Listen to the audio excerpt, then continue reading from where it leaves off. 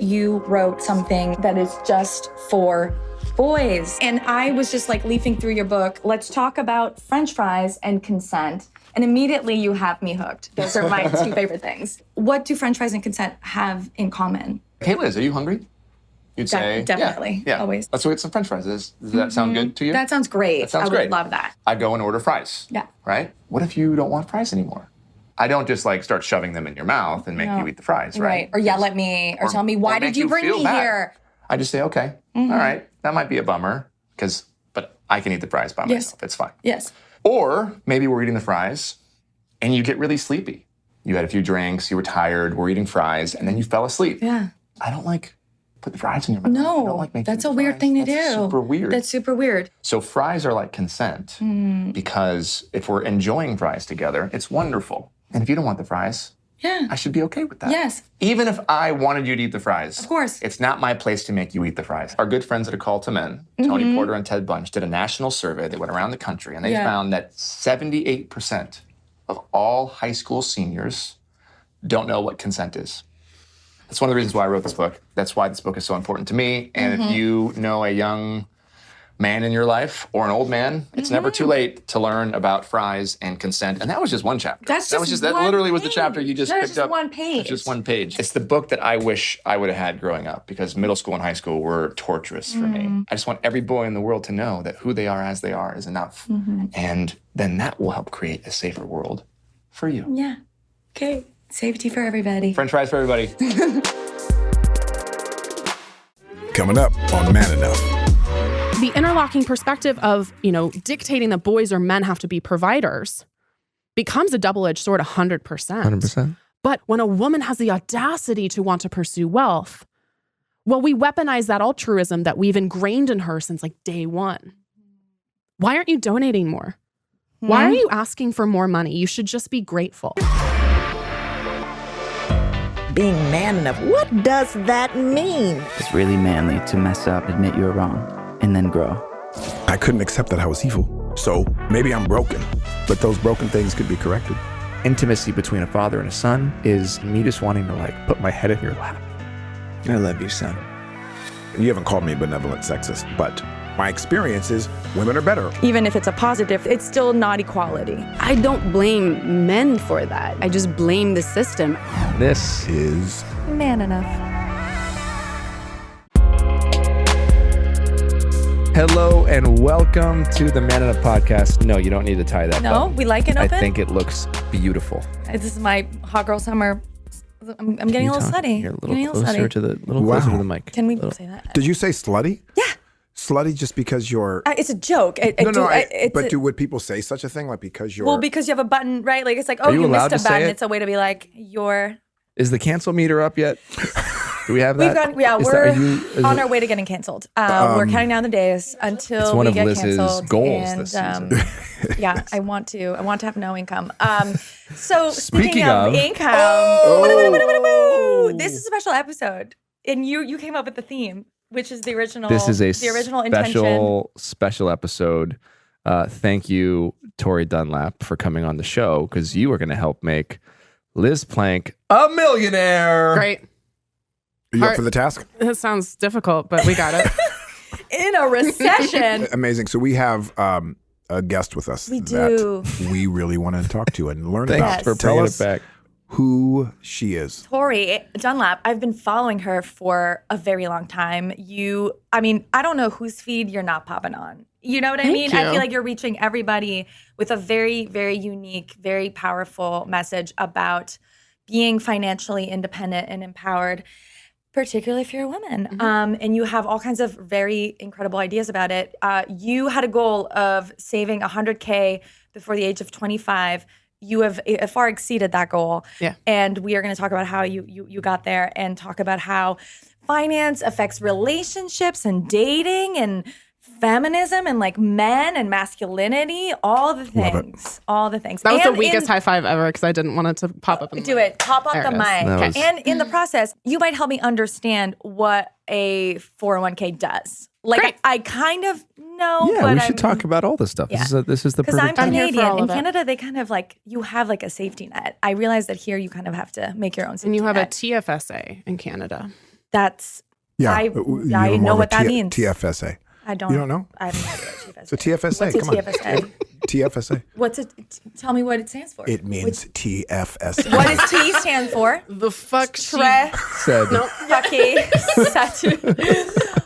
Anyway, Tori, thank you so much for coming on the show. Thank you for We having always me. start with the same question. Should we start with your? Yes, please.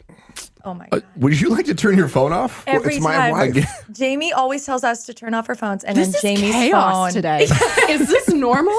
I've seen clips. Shawn Mendes sat in this chair, and it was the calmest thing I've ever fucking seen today. It's utter chaos. That was season 1. He was our third guest. Yes, this is And season 2. that was because we weren't Yes. saying anything we really wanted to say. Yeah, Got it. we were keeping At the- a lot at of the it time. on the inside. Now it's all on the outside. Now it's too much. It's All written on the on the forehead. outside. You know what I do? Everyone is on Do Not Disturb, but my wife is the one person, no matter what I'm doing, that can get a hold of me. I love it. That's why you're co-host of a show called Man Enough. And me. It's great. No, And- definitely not you. Okay, let's bring it back. What's the question? Ask the question, Jay. When was the last time that you haven't felt enough? Oh. I don't know why. I knew I was going to cry today. I didn't know I was going to cry this soon. To be honest with you, I think it's been a really long time, because if there's one thing I've ever known, it's that I'm enough. Wow.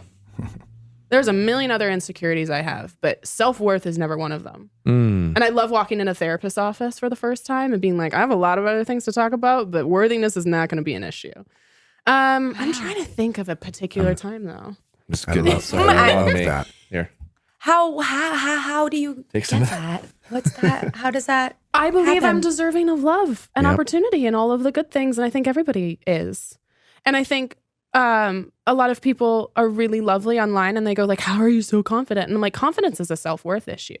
If you believe yourself worthy of opportunity and of love and of belonging and of all those things, you will show up in every room knowing that you're enough. No, I'm sure I've had flickers and doubts and all Yeah. of those things. Yeah. But I think, honestly, like, this sounds so pompous, but I've done the work on myself to get to the point where I'm like, you know what? If this relationship isn't working out, it's not because I didn't try or not because I'm not enough. If this opportunity didn't pan out, it's not because I'm not good enough. I'm sure there's been times recently, but I honestly can't pinpoint one. What's the work that you've done to get there? For people who are struggling with this. I think, again, it's like the realization that, like, you are deserving of all of the things that you believe your favorite person in life is deserving of. Right? Like, I look at my best friend who's the most incredible person and I love her more than anything. And I'm like, you are deserving of every single good thing in this entire world. Why wouldn't I believe that for myself? Why wouldn't I believe that of everybody in this room? I love that. I love it. I love that. Because we often hear, like, be your own best friend, but it's like, be your favorite person. Oh, I'm my favorite person to hang out with. I literally went to solo dinner last night, ordered a glass of wine, tried 2 different wines, picked one, like focaccia. Just, it was great.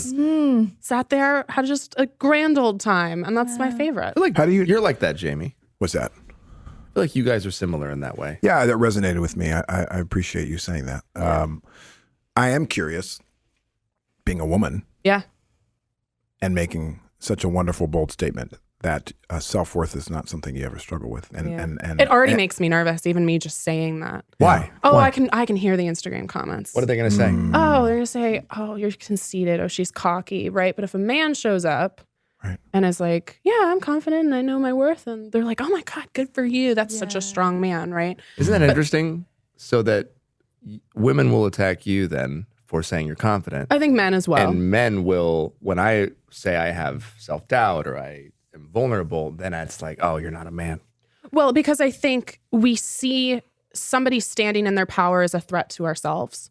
And you and I talked about this when you came on my show, where, you know, masculinity and redefining that and the struggle with patriarchy affects everybody regardless of identity. And internalized misogyny happens all the time regardless. Exactly. You know, so I think if you look at somebody existing how you potentially want to exist, but you're not there yet, you either have an opportunity to go, wow, this person's going to challenge me to be better, or you go, oh, I hate this person. I hate what they stand for. I hate that they're doing this because it feels like a mirror to yourself. Yeah. So tell me what tools you use or maybe why you have this. When you live in a society that has told you, and when I say you as a woman, that you're not as good as men. You're not pay-wise. You're not paid as much as men. Right. Your voice doesn't carry the same weight as men. You weren't allowed to vote in the same capacity men were not too long ago. Your right to choose has been threatened. There are so many things that tell women that you are not enough, or you are not equal. So how do you maintain that self-worth when so many things are going against that? What a beautiful question. There's a difference between, I think, the way you view yourself and your own internal work versus what society is telling you, right? By society standards, Liz and I are worthless, right? Like by society standards, and we're white women. So if we're doing hierarchy by society, right? I think it's a really good question because you're exactly right. I think women, people of color, any disabled people, LGBTQ, you're being told constantly by society that you are not enough, or that you can't have rights to your own body, or you can't have the right to love who you want to love, or you can't have health care, right? I don't know. I don't know how I guess the answer is you try to separate between yourself versus the way society views everybody generally. I don't, I'm going to think about that question on the way home. Were your parents... Yeah, I was going to go go there. there. Remind you of your worth, that it wasn't defined by someone else's perception of you? Or what are some of the things that maybe have contributed to that? Yeah, I was bullied pretty heavily when I was growing up. And the interesting thing that happened is a lot of my friends in, early grades, 3rd, 4th, 5th, started to shift and hang out with the popular kids because that meant belonging. And they changed their personalities in order to fit in. And I even look at like 7, 8-year-old me, and I'm proud of her, where she was very like, I don't care if you don't like me, that this is who I am. And my parents would tell me all the time, they would go, well, they're jealous of you. And when you're 10, you're like, no, they're not. She has everything. She has the swoopy bangs and the cool outfits. Swoopy bangs. You remember so curtain bangs? specific. We're the same age. Yeah. I know exactly what you mean. Swoopy bangs. Didn't have swoopy bangs. I'm like, how can she be jealous of me? And then, of course, I look back now and I'm like, regardless of how she actually felt, I was somebody who was so self-assured that felt like a threat. So I think my parents were very integral in saying, you know what, doesn't matter how you fit in, it matters that you're true to yourself. The way you're answering it reminds me of Toni Morrison was asked that question, and she kind of just goes like, according to who, right? Like even you're saying society tells you you're not enough. According to who? Because according to other women, and the people I surround myself with, I'm not lesser, right? Like, right. And society is going to tell everybody some sort of narrative. Sure, and right? It's going to tell men that you can't cry. It's going to tell men that you can. Right. So if we're all not enough to society, then aren't we all enough? Weirdly, Exactly. And I think I was bullied, and it was the best thing that ever happened to me in hindsight. Me too. Because I look back and I'm like, I was so focused on these people don't like me, and I'm being, in many ways, I was violently rejected by, and it was very gendered, was very the boys. And now when I look back, I'm like, I didn't like you either. It's I didn't. I'm so happy. I'm not I changed schools. I went to this school that was in my neighborhood that was much more, a lot less proper, a lot less. My parents were like, what? We sent you to this great school and you want to go to this one? And it was the best thing that ever happened to me. It was a music theater school. I was such a weirdo. And I could be myself. Yeah. And when I look back, I'm like, thank God. And part of feeling so assured and being so self-confident is that you're taking the focus off of the other person and you're thinking, what do I think about myself? And it has nothing to do with them. It doesn't. And it's like going on a date, right? And I was going to say, exactly. You walk into a date and you have two perspectives. You either have what if they don't like me? What if they think I'm too much? What if they don't like my hair? What if they don't like my outfit? What if they don't like what I say? Or you go, actually, what if I don't like them? Yes. You talk about that stat I think in your book. I know you brought it up on the podcast. Well, it's not a stat. It's just basically, it's my own anecdotal it's your own. observation Sorry. is that I would be talking to a woman who was on her way to going on a date, and she would be telling me very different things from my friend Matt, who was going on a date. And she would be same thing where, oh, I'm like, I hope he likes me. I hope I have good things to talk about. Right. I've like blah, blah, blah.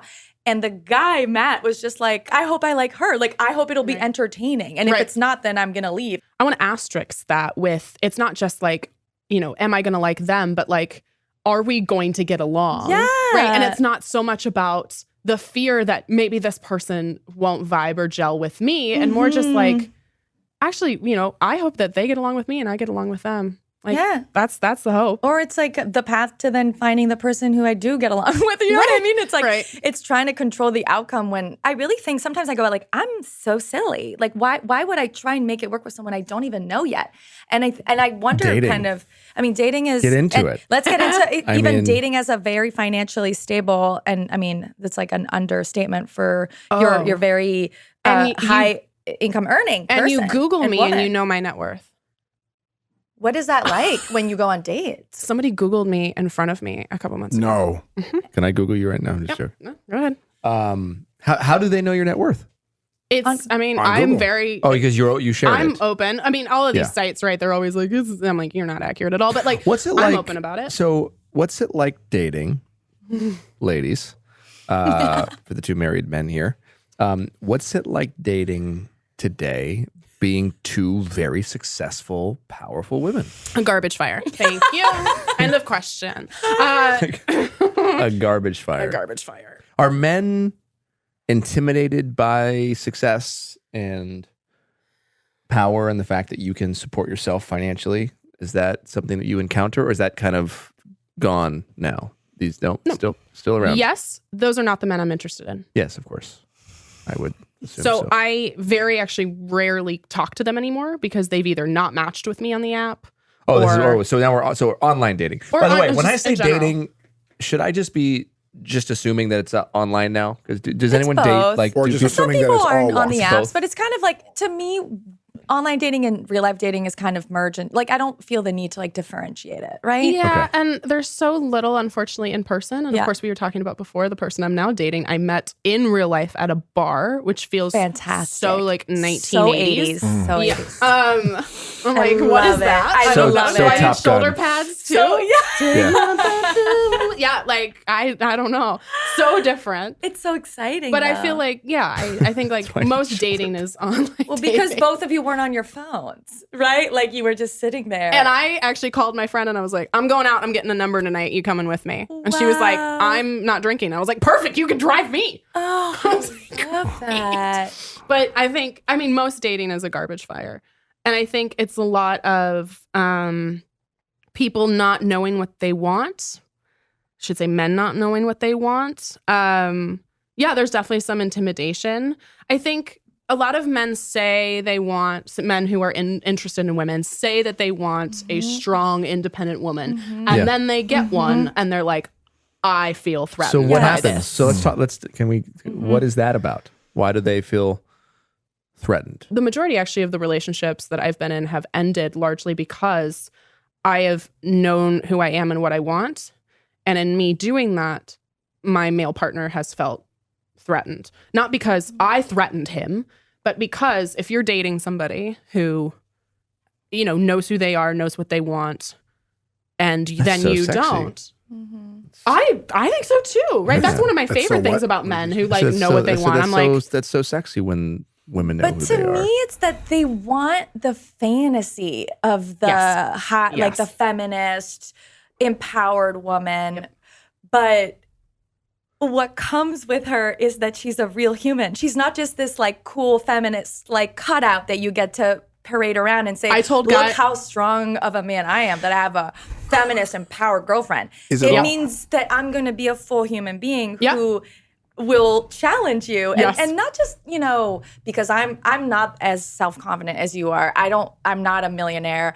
The show we still have at least 30 minutes left of the show. Check her bank account now. Check it and at what the a end. TFMT is or whatever in Canada is. But it's like it's TFA. still kind of the sort of pixie girl dream, right? Which is this fantasy in a lot of film and television that if you look at any movie that was made before like 2013, like Aziz Ansari's show, which I think was really good. Yeah.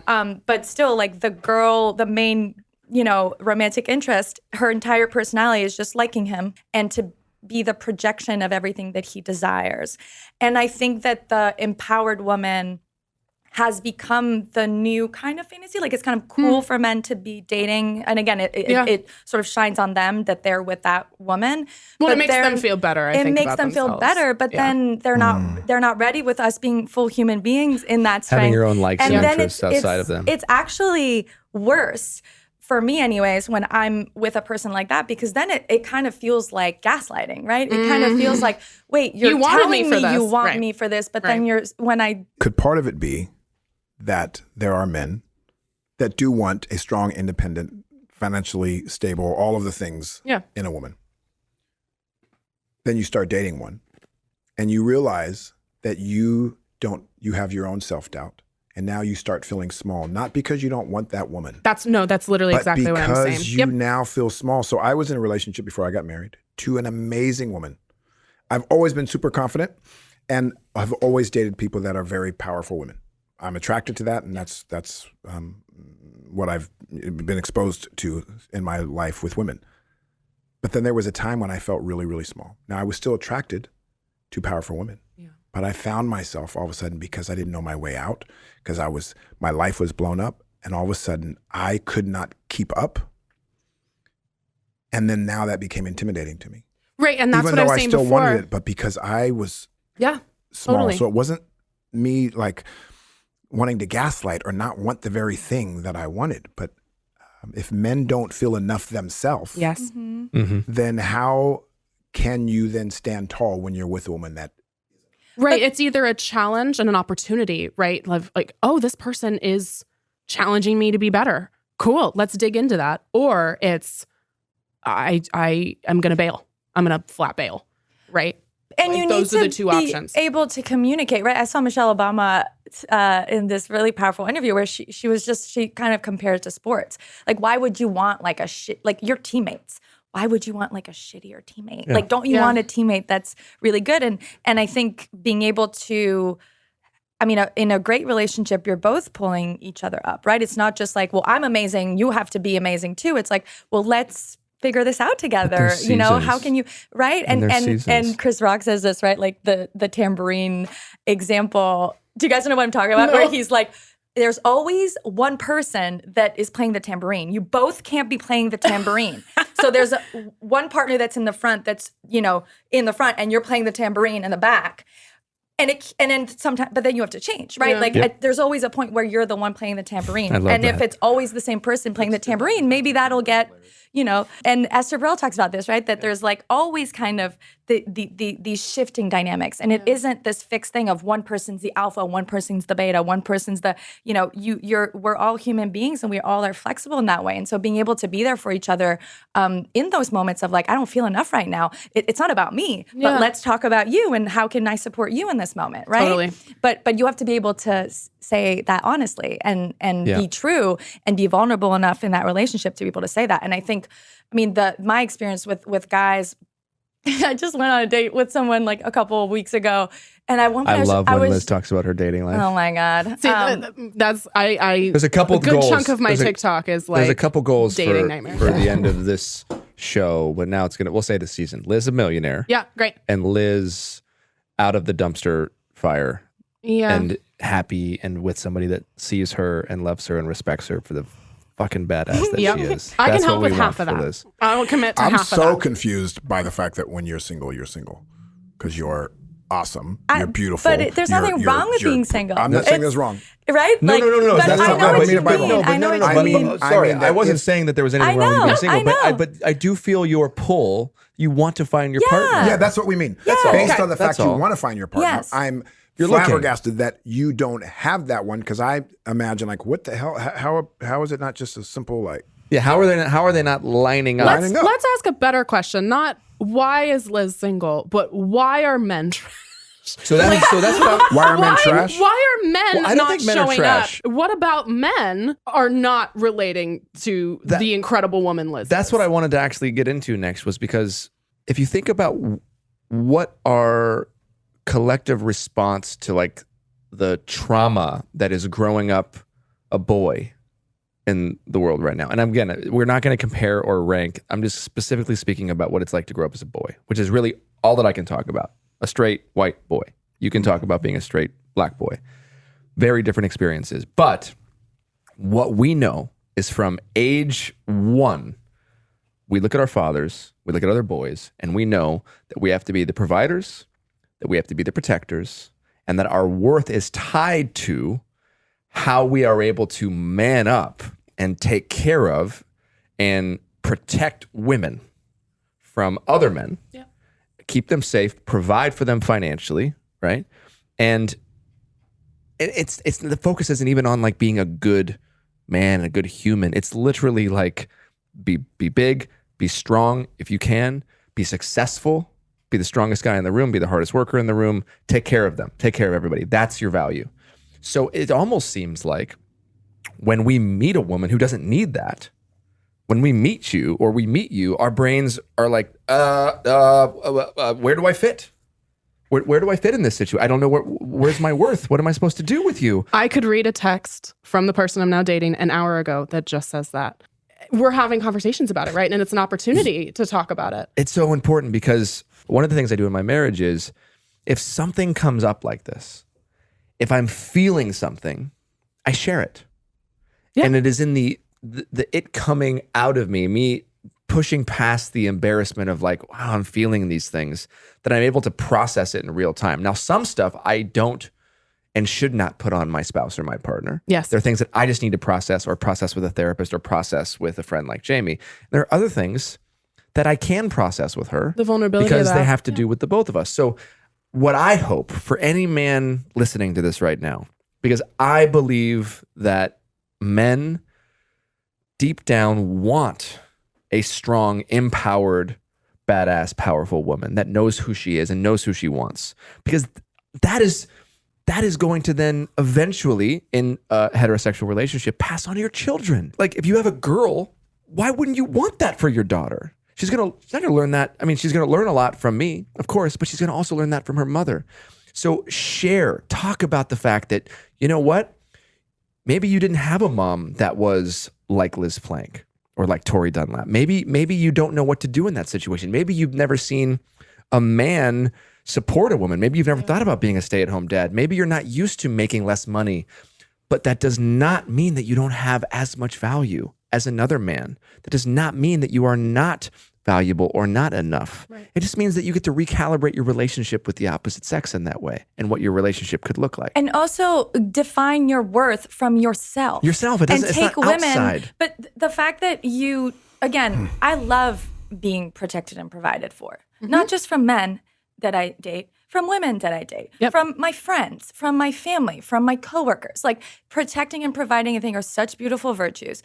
I don't even think a lot of us are saying we don't want you to do that. But it's weird that, and this is part of the patriarchy, but it's weird that men's definition of themselves requires, right, someone else to do something or agree or consent or and I think that even when I say like dating an empowered woman means that it's challenging you, it's not even challenging you. I'm just showing you who you are. It's just revealing to you who you are. Right. And that's all I'm doing by being in a relationship. You're a mirror. That's it. I'm just a mirror. It's a mirror. That's and it. Are you willing to see yourself and to see Because plenty of women I've dated, or women, plenty of men I've dated have not. Right? Yes. Many of men I've dated have not taken that opportunity. Men are killing themselves because they can't provide for their families, because they don't know what their place is in the world if they're unable to provide for their children or for their wife and keep a roof over their head. If they lose their job,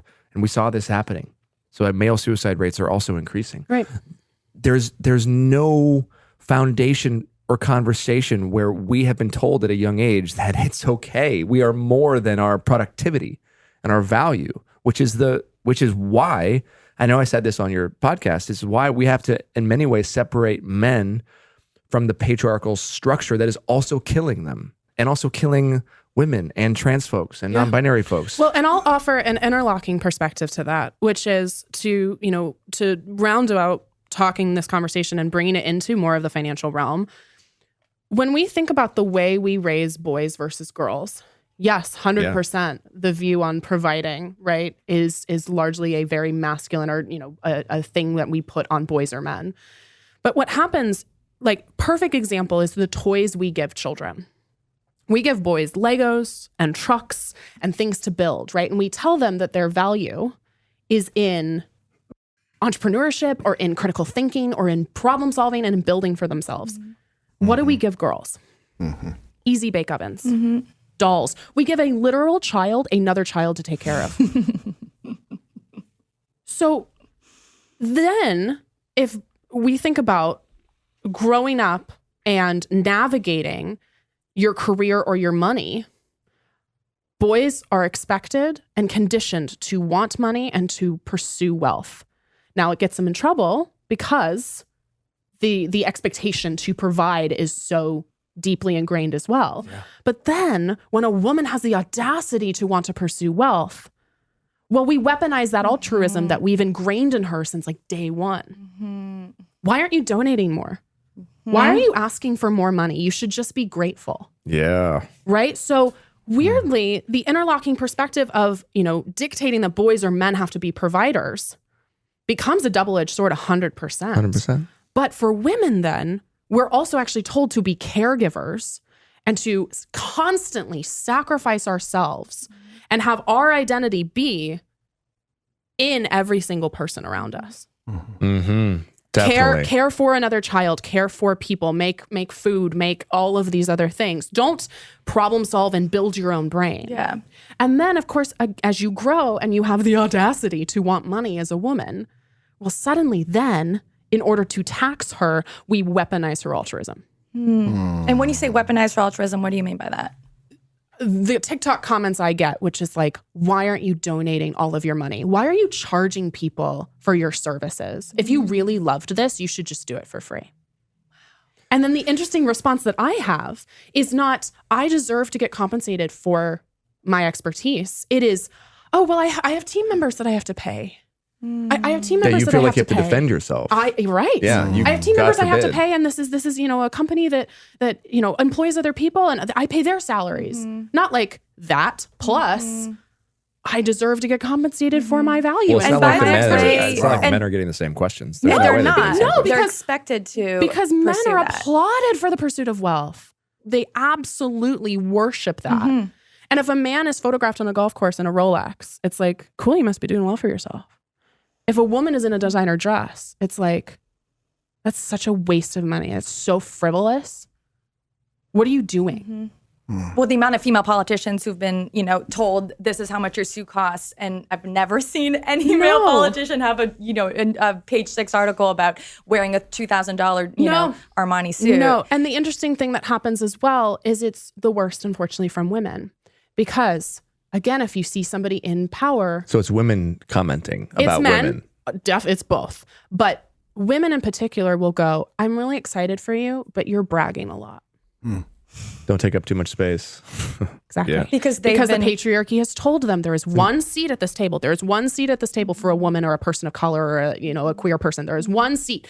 And if we all fight each other for that one seat, well, suddenly the patriarchy doesn't have to do anything. And they think they're protecting you because they've been burned by being too braggy, right? Totally. And it's with all of the love in the world. I see that for what it is, which is, God, you've been told to play small. And I'm so fucking sorry. Yeah. And how does it affect female entrepreneurs? I mean, we've been seeing sort of all of these women. There was like that recent example of the Glossier. I don't even know how to say it. Glossier.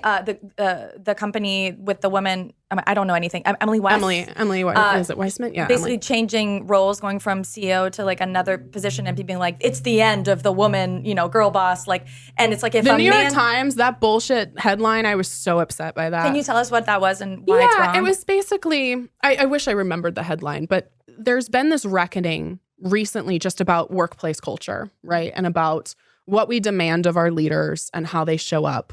And women have taken the brunt of that. And so what we do is we put people on pedestals, right? We put anybody, celebrity, CEO, entrepreneur on pedestals. And then we're really excited when they fall off the very pedestal we put them on. And we're especially excited when we put women on a pedestal and then they fall. So like in the same way that like Steve Jobs is heralded as, this innovative thinker when he screamed at his employees and didn't shower for days, there's this, again, double standard where if you have, all of these stories coming out now about toxic workplaces that women run, that gets all of this press and all of this negative attention. Now, I want to be clear. Toxicity in workplaces has no place, regardless of a gender identity of the CEO or the person running it. But, we look at Elizabeth Holmes, like perfect example, right? Who I'm obsessed with that story. And I know I'm obsessed with it because it's a woman. And I don't think there would have been as much of a fallout and as big dramatic changes had she not been, at the time, the youngest self-made billionaire in the world. Female. As a woman. Yes. Right. Yes. And I mean, I have friends who are female entrepreneurs, just entrepreneurs. Thank you. Yep. And my friend, Audrey, started a company called Curious Cardinals, which is like an ed tech company. And she gets compared to Elizabeth Holmes all the time. And it makes it's like, what? You're like, she's now a criminal, but cool, that's fine. Yeah, but that's the only female entrepreneur that you can sort of think of, right? And they both went to Stanford, which you would just never see like a successful man, right, who's an entrepreneur being compared to like Martin Scarelli, right? Or like or like the WeWork CEO, right? Because they went to the same school. Like, they would just be no comparison. Well, and I think your original question was like, what sort of narratives, right? Or what sort of things, have affected women? I think the biggest ones, especially when it comes to money, are not just culturally play small, but financially play small. So there's so many narratives. Like, and I have a book that's coming out called Financial Feminist where I literally break these down. Congrats. Thank you. Hardest thing I've ever done. My God, writing a book. It's insane. So the very first narrative that everybody in this room, I'm sure, has heard is that talking about money is taboo, right? Don't talk about money. It's impolite. It's gauche. We shouldn't talk about it, right? We'll talk about any other topic. We'll talk about sex. We'll talk about politics, religion, death. We'll talk about literally anything else before we'll talk about money. That is a patriarchal narrative perpetuated to keep you underpaid and overworked. Oh, for sure. Yeah. Because if you don't talk about money, well, suddenly I don't know that Justin's making 20% more than me doing the same role. And if I don't talk about money, I feel very alone and siloed for the fact that I have student debt. And I don't know that somebody else is also struggling with that.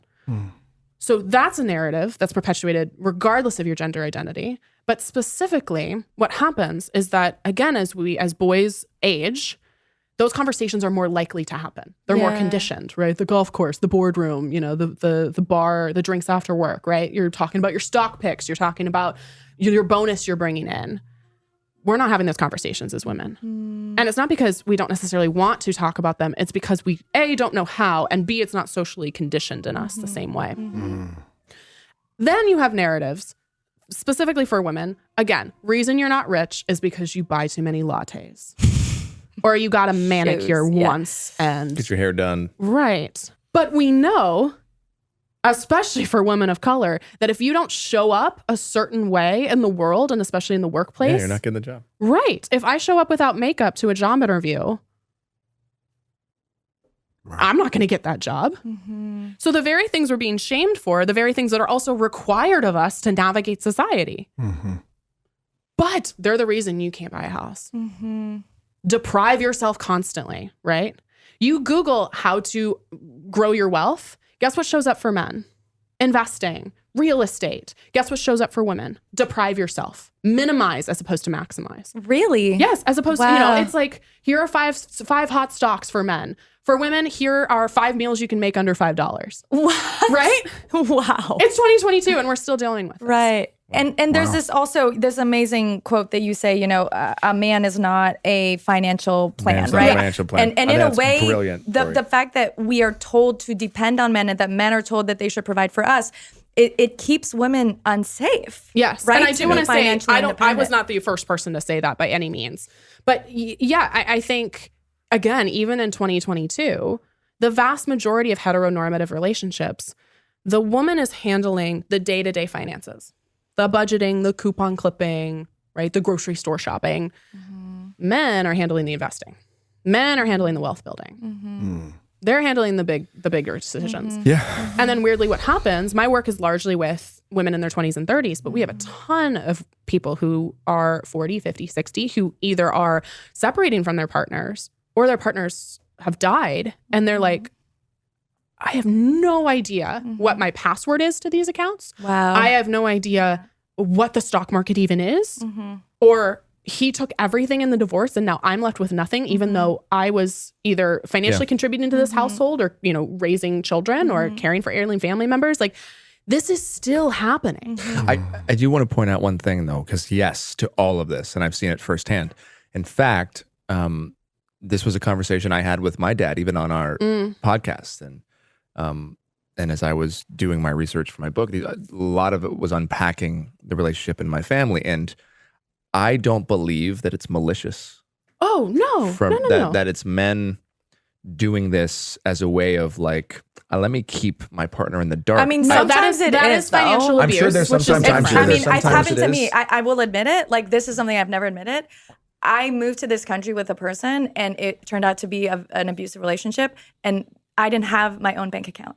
And I was working a job. Like, I was. So it was a control. It was method It was of power control, control because he would just make all these fights about me getting, and I would just kind of go like, okay, it was just easier to give up. So sometimes it is. I'm not saying you're a regular day guy. No. But I think it's important I'm to so say sorry that it's happened to you. No, and but I'm it's not just a meaning to part of minimize. domestic. But I think that there are situations where, look, abusers are abusers. 99% of domestic violence cases have some sort of financial abuse. I 100% agree that. And all of what I said before, this is not malicious intent. This is society telling us, men, you're good with money, you're good with math, women, you're not. Well, and from my own father, that's what his father did. Right. And it was early 1900s for my grandfather. And then my dad grew up and that was his job. He honestly felt that it was his job to make my mom more comfortable. And my mom learned from her mom because that was how it was done. And we're talking about generational things that are passed down. Completely. And so there's an unlearning that has to happen here. Honestly, on both sides, I think that what you are doing is so damn important for women. And I also think it's important for men to unlearn and to question that part of themselves that thinks that they have to do it. Yeah. Because my dad, when I brought it up to my dad, he's like, I never thought about it. He's like, I was just trying to help my family. Yeah. And he was sincere in that. Now, the consequences of it is, my sister then learned from my mom. And now she, at 30, is reformulating her whole idea around money. Right. And that's a beautiful thing to bear witness to, seeing her become her own financially independent woman. But this is how it's passed down. And yes, there's abuse. And yes, there are men that do it to manipulate and to control. And I have a lot to say about those men. But there are so many men who are doing it because they think it's well the intentioned, right thing. right? Totally. Yeah. But the power dynamic it creates is not one where men and women are equally I'm not affected. excusing it. Yeah. I'm not excusing it. And we also have to remember there's a lot of women, and it's also okay to be a woman who wants that. Because there are a lot of women that exist who do want to have traditional ideas of marriage and maybe be maybe traditionally more feminine ideas of being a housewife and raising children because that's in their DNA. And there's got to be room for everybody. Yeah. I mean, it's that everyone should have a choice. I And just wanna right make now sure we're we're not- falling into because there's no way women are just choosing not to have money, right? And I will No, say, no, I will say for sure. Right. as well, I very much believe personal finance is personal. That's one of the things I say all the time. Your choices are about 20%. Your circumstances are 80% when it comes to personal finance. There are few There are a few hard and fast rules I have though. And one of them is that regardless of your identity and who you're with, you need to have some of your own money. Like even if I think you that's are brilliant. merging, let's say 90% of it, 10% of it needs to be your own money. Can you give us, can you give us the woman who's listening? Yes. And honestly, lots of men. Oh, we're gays, it's girls, gays, and theys at her first 100K. Like it's very much, we have a ton of. But when I was on your men who follow podcast, us. I'm still learning. The first 20 minutes of our interview was Justin very vulnerably being like, how does compound interest work? Like, I'm not really sure. Well, I've heard Tony Robbins talk about it, and I've Right. heard these people talk about it, but I'm like, sometimes the math doesn't make sense to me. Yeah. A lot of people that have a lot to learn from you. Sure. Yeah. And taking control of that is in today's day and age taking power. Yeah. And so what are steps? What are steps that the average listener can take? What are steps like we joked about that Liz can take? You know, what are things that we can all do? And what are you telling all of your listeners right now that our listeners can now learn from? Sure. First thing, like I was saying before, personal finance is personal, and the vast majority of your financial situation has nothing to do with your personal choices. So all of the guilt you feel and all of the shame you feel about not knowing this sooner, about not having more money, about being poor or struggling, systemic oppression and personal finance are inextricably linked. And anybody out there who is telling you, again, the reason you're not rich is a personal choice is one, trying to sell you something, and B, lying to you. Because the vast majority of the way you're going to have to navigate money is directly tied to your gender identity, your race, if you have a disability, if you're queer, all of these things impact your money. So allowing yourself some grace in navigating all of this and knowing, okay, I can only control about 20% of this. Wow. Now, let's talk about that 20%. First thing to do is automate your savings. Set aside an automatic transfer from your checking account to your savings account every single month. Too many people wait to the end of the month to start saving, and then they don't have any money. There's no money in the bank account. Is there a percentage of your... This is the personal finance is personal. Got it's it. up to you. It depends. It depends on where you're at in your financial life. There is no magical percentage. I always say it should be a little sticky, right? You shouldn't be able to like buy every single thing you've ever wanted.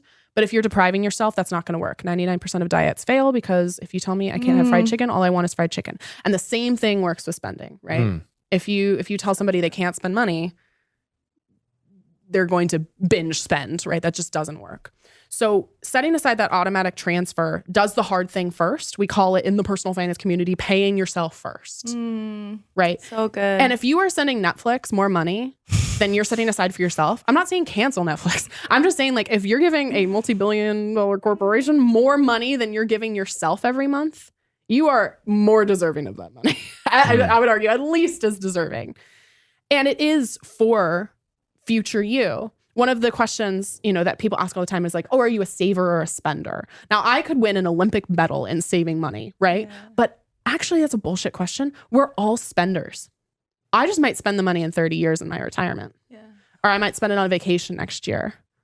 Or maybe if I'm leaving money for children or charity, they're going to spend that money, right? So you are setting aside money for future you to be taken care of in case of an emergency, for your wedding next year, for a kick-ass vacation, to retire early, to start a business, right? So automate as much as you can. The first priority with that automation should be an emergency fund. There's a lot of financial experts out there who tell you that debt is terrible and you're inherently horrible as a human being if you have debt. When you think about that, one, debt is a natural, unfortunately, part of life. And it's actually called leverage if you're rich. Debt becomes a literal different word if you're rich. Explain that. Yeah. So I just learned about it not that long ago. Right. So like if we define debt, right, you take out student loans, you take out a mortgage, you take out a car loan. Leverage is, I know I can make more money on the stock market by taking out this loan. I have enough, I could buy this house in cash, but I know I'm going to actually make more money on the stock market. So I'm going to take out a mortgage, even though I don't need it, in order to make more money. Or refinance or something. Or refinance. And then you have, again, folks like Elon Musk who are literally like borrowing off of their company, borrowing shares and leveraging, right? Money and they taking don't on have. debt. Right. Right. So it's called something different if you have money. I've never thought about it that Such way. a It's good way to crazy, put it. right? is So just interesting. the way we talk about this, it's very expensive to be poor. It's very expensive to be poor. But number one priority is your emergency savings. Like your number one priority is having a nest egg to cover yourself if you need it, regardless of how much debt you have. If you have tens of thousands of dollars of debt, hundreds of thousands of dollars of debt, you need that emergency fund first. By the way, when you just said it's so expensive to be poor, I just had this like visceral feeling of remembering. I mean, and this is honestly not even 10 years ago.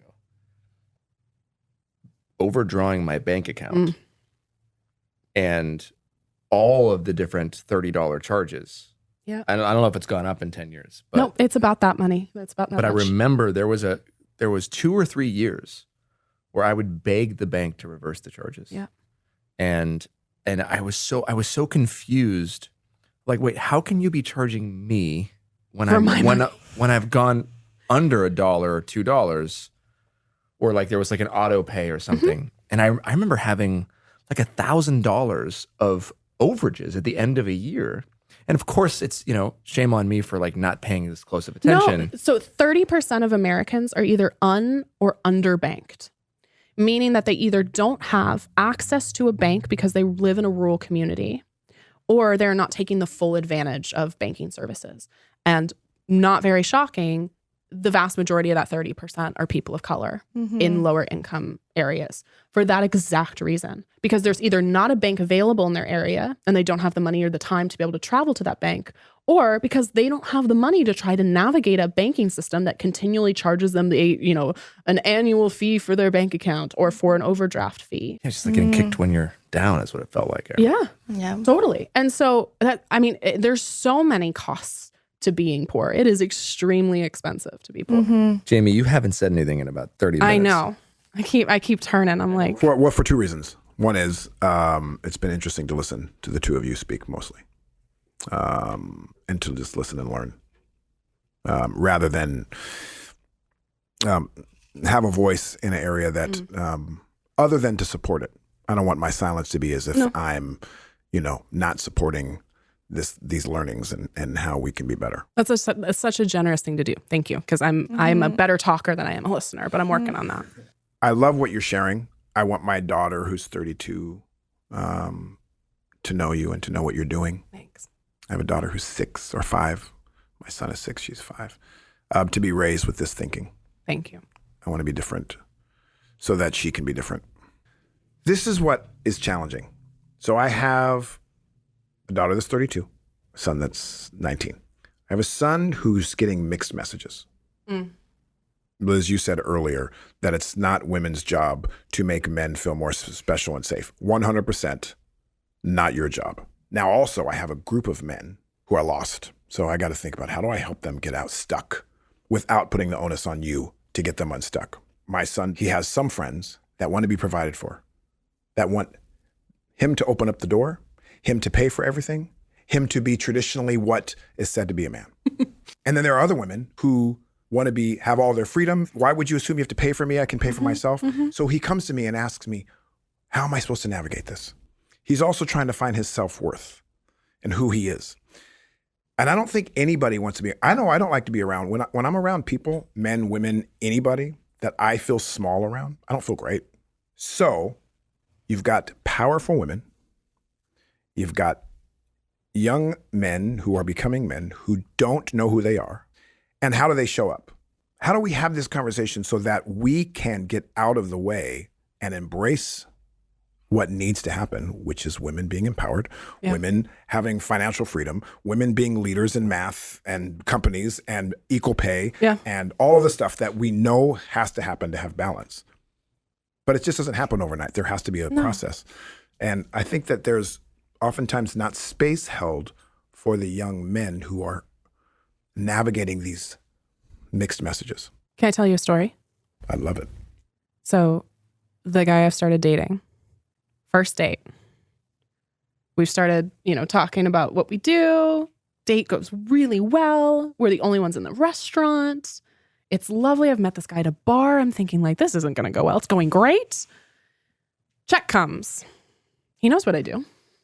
He's Googled me before this. He knows. He gets this look on his face and he goes, looks at the check, looks back up at me, and he goes, I would really like to pay, but I don't want to offend you. Can I pay? And I go, yes, you can pay. That's fine. That's lovely. I think it's communication. Sure. I think it's a great point. I think it's having conversations. Because if we're too scared to talk about all of the rest of the things in the relationship, our sexual compatibility, do we want kids or not?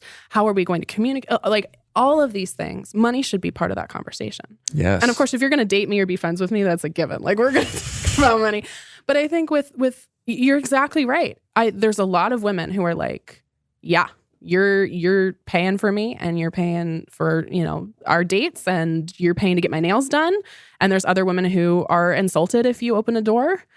And I think both of those are valid. I see the part of it where men are paying because men have it easier and men probably have more money. But for me, uniquely, 99% of the men I date, I will out earn them.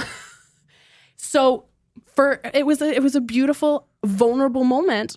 And it was actually, he got this look on his face and I go, what's going on? You want to talk to me? And he was like, I want to pay, but I don't want to offend you. Right. And so it was that beautiful moment of vulnerability for both of us. That's a great moment. Where he was like, this is important to me. I like him. I do too. I like him. I do too. And like, it's going to be different. It's going to be different.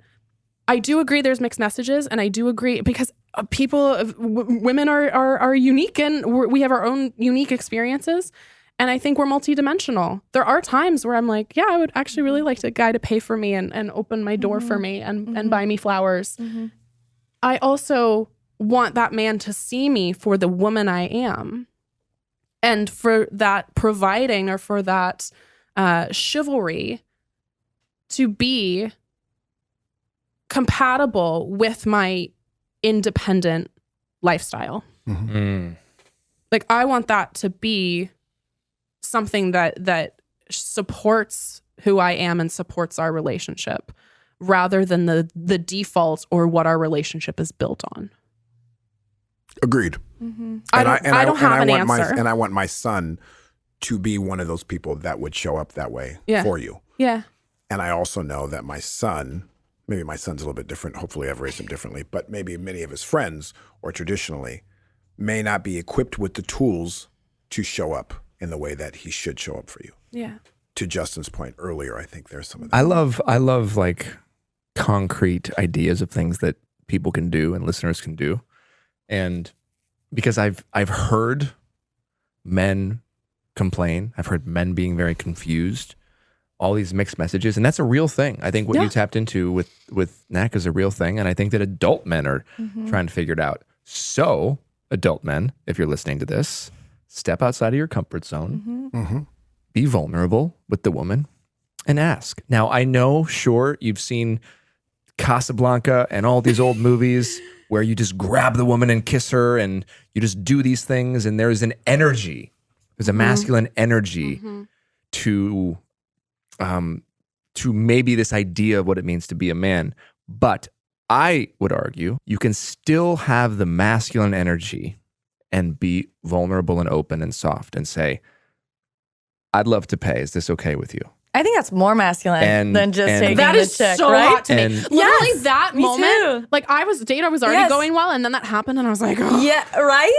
But sometimes the answer is, as complex as we make this conversation, sometimes there are simple answers. And I have never in my life been steered wrong or gone the wrong way when I have been vulnerable and asked a question in my marriage or shared something. And I would just say to default to that, to just ask. It's like consent is very important in other areas. Right. On the first date, what a great thing to talk about. I'm somebody that likes opening doors. Does that make you feel weird? What a great conversation starter. Yeah. Because then you're going deep, you're going under the surface. Yeah, that's you're important to me, what it means and I want to you, right? Like, it feels good. I want to, and then you'll know right away And guess what? That might save you a second or third date. Because Yeah. if you want to be with a woman who wants you to open the door for her, and she's like, oh, hell, I'm offended. Well, then maybe that's not the person for you. Yeah. And maybe that's a gift. And then you guys can become friends at the end of it. It doesn't always have to be about a sexual conquest. I feel like in any relationship, romantic or otherwise, there are handbooks for how I would like to be treated and for how I am going to treat you. Right?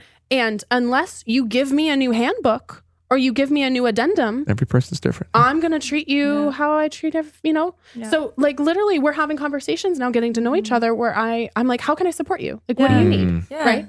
Like, how do you just need to talk or do you want some advice? Like, what do you need? And literally in a half hour before we started recording, And like we had this and he was like, actually, I just need some reassurance that I'm on the right path sometimes. And I can give an example. Like, I went on a date with this guy, and I think asking questions is an opportunity to get to know each other more, right? Like, instead of seeing this as a challenge that's like, I'm confused, so I'm not gonna, I'm gonna pull back. It's like, no, lean in. Ask and say what you like. Like, I remember being on this date with this guy several years ago, and he was like, I really like making your plate. Like, I love like when the food comes in, like, but I don't want you to think like, is that okay? Or like, because again, he'd Googled me too. Right. And I was like, oh, why do you want to do that? And then when he explained it made me like him more. I mean, he was like, I just really like feeding you, and like, I just like doing it for you. But if you want to do it yourself, like I told, and I was like, yeah, make my plate. Do it. Right. It's just an opportunity It's okay to get closer. It feels good to be of service in some way. Yes, it's okay. And now I understand, as opposed to him just doing it, and then maybe I would have been like, oh, okay. Or he thinks I can't do it for myself. Yeah, but let's just talk about it. My dad still opens the like, door for my mom. I think that's really, really sweet. I open doors for everybody, regardless of gender. So you were on my podcast, Financial Feminist, and we talked about, there's this interesting statistic that when they do the census data every year, men who make less than their women partners will lie and say they make more. And women who make more than their male partners will lie and say they make less. So the guy I've started dating, he voice noted me this morning and was like, hey, I got to the part of this podcast where you were talking about it. I thought it was really interesting. And I go, what are your thoughts in response to it? And he goes, I think it's sad that they both have to lie about how much they make in order to perpetuate what society tells us. I used to find it a little intimidating to be with someone who makes more than I do. That's of course not saying I don't want to make a living. I know it's just been a gradual process. He's struggling with like what he wants to do next. And so I was like, how can I support you / reassure you? And he goes, I'm going to have some tough days. One thing I try to remind myself is that I'm doing what I love. I work some jobs where I hated working there, and I'm working on only doing the things I love. So it would really help me if you could remind me from time to time that I'm doing what I love and that it's a process. And I'm like, I'm happy to do that, and I'm happy to cheer you on. Oh my God. That made me like, perfect that made interaction. me a little emotional hearing that. Beautiful. What can I do to If you support cry, I'm going to cry. I know. I just think, no, but look, again, I get emotional when I see men step outside of their comfort zone and open up and be vulnerable, because I know This started because of you, Justin. Like, I want to acknowledge that. That conversation started because of you and because of your work. I appreciate it. But what I'm feeling is that I know how hard it is for us men to do that. Yeah. And I don't think the show's called Man Enough for a reason. Yep. We want to make the lives of women and trans folks and queer folks better. We want to make the lives of our of other men and our families better. But this, at the end of the day, this was a journey that I took because I know how hard it is to be vulnerable, because I know what's at stake. Yeah. And I know that the world sets this up to feel like I'm a traitor to my own gender, that you're going to reject me the second you can peek in and see that I don't have it all together. When I take my armor off, I'm vulnerable to you. I'm vulnerable to attack by other men. And so when I see or hear a man do that, that's a private message, which I rarely get to see from another woman. That makes my heart just swell and sing, because I know how hard it was for him. Yep. And I appreciate that. And you appreciate that. And that's what I want men who are listening to understand. This is not just some like bogus thing where your vulnerability is going to be used against you with a woman. Sure, that's happened. Of course it's happened. But it's not going to happen all the time. It is the sexiest, strongest, most brave thing that you could ever do, is to show who you are underneath your armor. And I just want to echo that and just say it again if you're listening. And I appreciate that you shared that. And your response is amazing, by the way. Well, he's giving me the handbook. You guys are you made him feel equally incredible. safe. He's giving me the handbook, Yes. right? Yes. I've asked him and for you're the handbook. asking questions, And you're he's giving it to open. me. And now I know how to love him best. Yes. How can And- I support you? Such a good question. The other way were true. Like, as a man, like, her response is like something that us men can do for the women in our lives. Yes. Because you guys, Vice versa. Yeah. like, I feel like you're more conditioned to be vulnerable. And we as men need to start creating those safe spaces where we can say, like, well, how can I help you on this journey? And how can I support you is how you provide and protect for us, right? By asking us what we want. Exactly. Like, that what is a wonderful opportunity. It's not assumed. And exactly. And what person doesn't love to hear that question and be able to tell you exactly what they need? And you know what the end result of all of this is? More intimacy, better sex, longer lasting relationship, which is at the end of the day what we all want. Final question. What do you think it means? And I already know what the answer is going to be. I have a feeling to be man enough. Can you tell me the answer? Because I'm what is the answer? I have a feeling. It's vulnerability. Yeah. It's the understanding that if men in any sort of relationship, romantic or otherwise, can be teammates and partners and standing alongside you, everything about the world changes. It's the cry for help from women, but also I know that patriarchy hurts men just as much. And so if we can all come together and understand what it's like to be vulnerable and what it's like to support each other in this pursuit of that, rather than seeing each other as enemies or as a threat to that, something incredibly beautiful happens. So I think it's the vulnerability and it's the standing together and the opportunity to come together and be on the same team towards equality, towards better relationships, towards a better world. Woo! That's it. Well, Tori, what I always say to the guests is that you are enough, but you already know that, so I don't have to. It's really nice to hear, though. So thank you. You are more than enough. May we all have the enoughness that you have. Thank you. The world would heal like that. And thank you for using your enoughness to make other people feel like they're enough. This is what I was put on Stars to do. It's my favorite thing. Yeah. So We can tell. We can tell. Amen. That's it.